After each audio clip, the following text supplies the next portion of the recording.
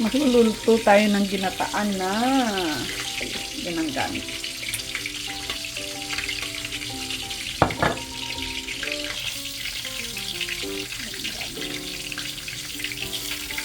So guys, lulutuin natin ngayon ay ginataang fish. Ayan. Alam nyo ba guys, 1 kilo 700.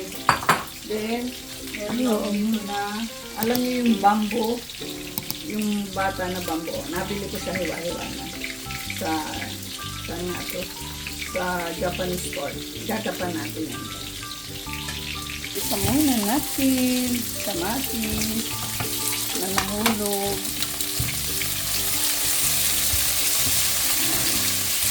Then,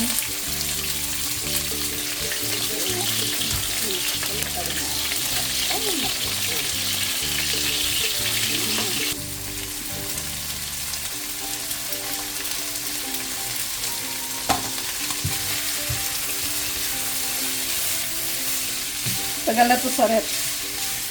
Baba, akyat, baba, akyat. Alam nyo guys, tagal ko nang planong lutuin itong bamboo stick. Ano ba itong tawag dito?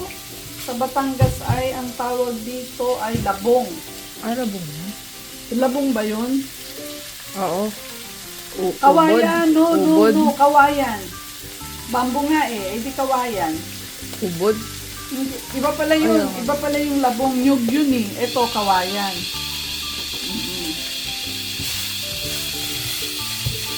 Kaya lang parang ang gata natin dito. Siyempre, may paminta, asin, gisa-gisa muna natin.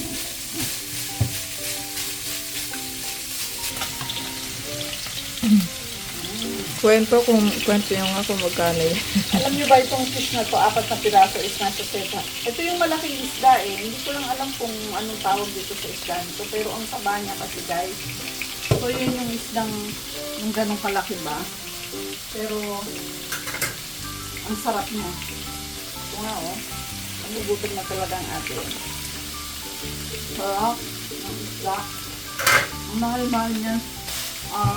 5 BD, so means 4 na pirasong gano'n nasa 700 pesos. Sa pera natin, siyempre.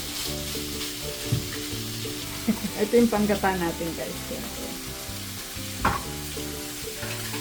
Yung pangbukas natin. Akit. Yung pangbukas natin. Siyempre guys, ilalagay lang natin dyan is mga 4 piraso lang. Kasi nga, yung gusto ko, pakainin ko ng ganyan lang siya.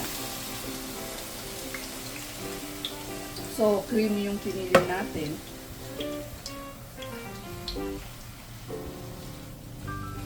Para mas masarap. Tama na siguro itong isa. Yan. Wow. Sayang naman kung hindi natin lalagay lahat.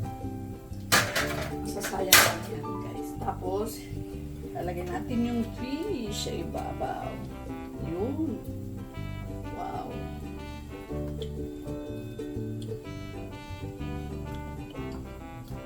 Ganyan guys. Diba? Natin ito. Yan. Sigurado mapaparami na naman ang kain ni Ate Wayne.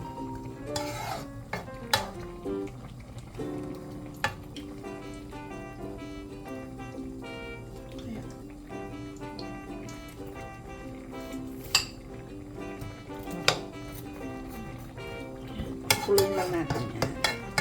Then, syempre, wow, masarap. Very good. Kailangan daw may sili. Pero, naghiwa ako ng 3. Hindi ko kasi alam kung maanghang ba siya or ano niya.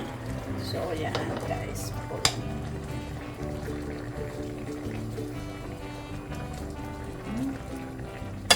Sinong hindi mapapakain ng marami niyan, guys?